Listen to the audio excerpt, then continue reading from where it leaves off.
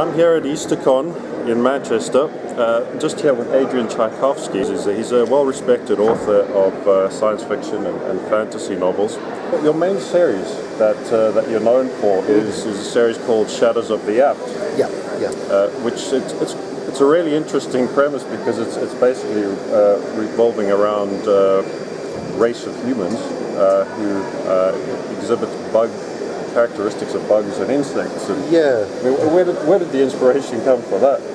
I used to have a whole sort of spiel lined up for this where I would talk about Kafka and Pelevin and Capek and the whole tradition of using insects to represent human characteristics, and that's mostly bug.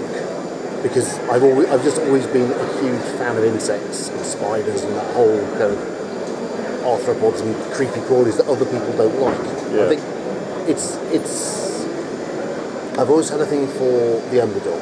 And to me, the underdog it's not just like the little guy beating the big. It's not just a David and Goliath thing. It's the underdog in the sense of the things that people generally write off as automatically bad. So there are reptiles and insects and all these things that people are phobic about or that tend to get represented as villains in genre, I kind of seem to end up championing. Yeah.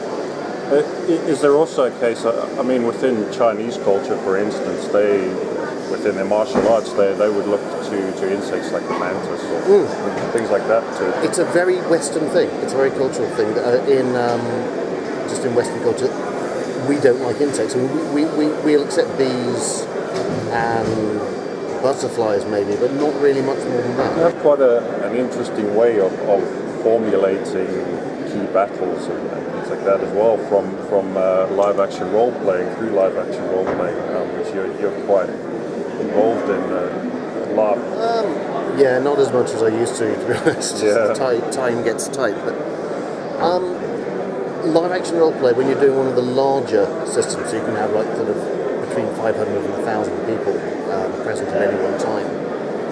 It's one of the few situations where you can actually be in a large-scale battle that's not you're not reenacting a certain battle that's going to go a certain way. So effectively, there's everything to play for. And organising something on that scale as well. I mean, even just the element of surprise and the chaos element.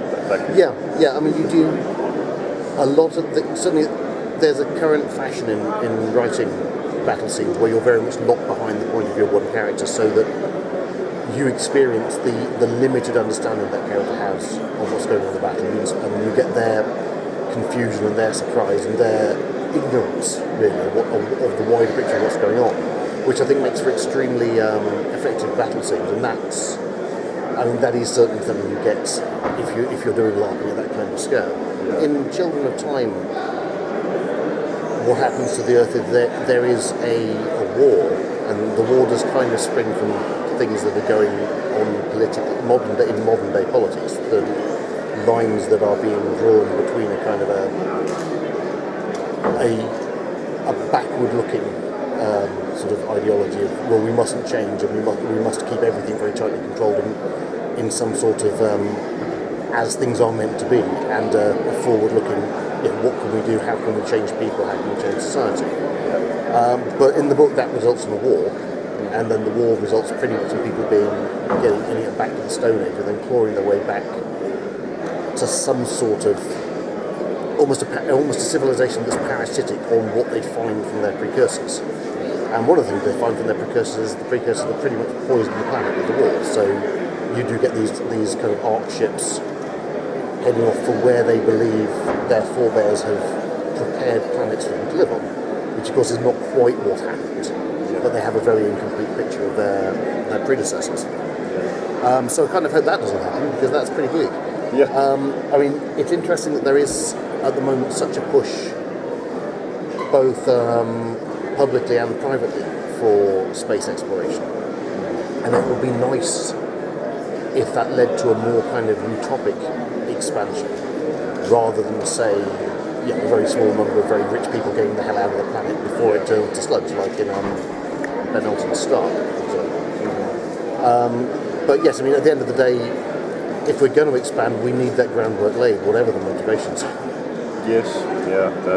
Well, again, it's almost one of those things where you need it to be like our normal modes of transport, like flying, like anything like that, where it becomes more and more accessible, and so prices get driven down. It's not only rich people, as you say, that are able to go and do these things. What we need, I mean, I appreciate they're making leaps and bounds with like private rocket technology and so forth. We need a space elevator, and I don't know how close we are technologically, but it's something that gets talked about, and I think it's a materials problem now rather than anything grander than that. So if we can get the materials to actually physically construct the line, a space elevator then gives us a very cheap way of getting stuff into orbit, whether it's people or materials, and you just build your things in orbit and don't have to worry about all this insanely costly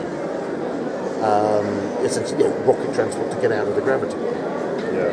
I mean, I'm saying this, I should point out, on the basis that I don't really know any of the physics involved, but I'm working on what I have read, so this is very second-hand opinion. But a space elevator would be good. Yeah, well, yeah, so sign me up for that. When you change between fantasy and science fiction when you're writing that show, do you find that's something you really have to? It's almost like unplugging one part of your brain and putting on another. It's a very different gear. I try to be quite conscientious with my science fiction. I mean, with the fantasy, I'm conscientious in sticking with the rules I've set. With the science fiction, I'm trying to produce something that, when I'm not sort of expressly doing effectively wand waving to say, well, this is going to happen, I'm trying to stick with known science. So, for example, in Children of Time, I have an evolved civilization that's evolved from spiders, and I went to the Natural History Museum, to their entomology department. I spoke to their specialists and talked about, well, what are the physics problems, what are the biology problems, how could these be solved, and a lot of that went into the book and informed the plot. So, although it's something pretty outlandish, it's hopefully something that has, for those that are up on that kind of science, has at least a bit of a ring of plausibility to it. Yeah. Adrian, thanks very much for talking to us. Thank you. It's been really interesting catching up with you, and enjoy the rest of the convention.